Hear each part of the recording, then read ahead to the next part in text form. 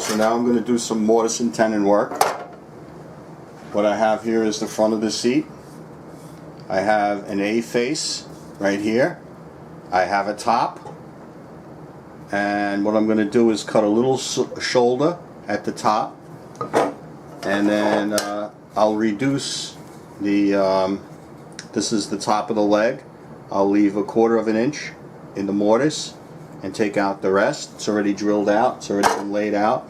So I'll remove the 1/4 of an inch from the top of the seat front, and then the rest of this will be mortised out. So this was all laid out with the marking gauge. I have pencil marks everywhere, and I'm going to do all this by hand. So I'm building 2 chairs out of maple. This is my first seat front. I have one side done already.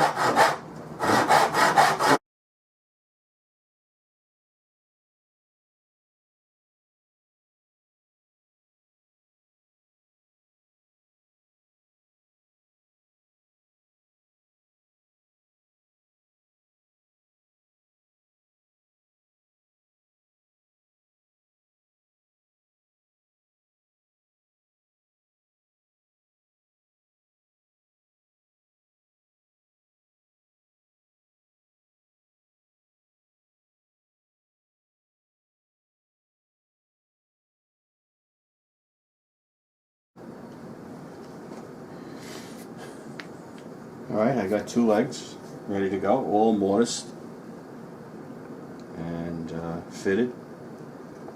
I got the seat front ready to go. That has the tenons on it. So let's glue all this up.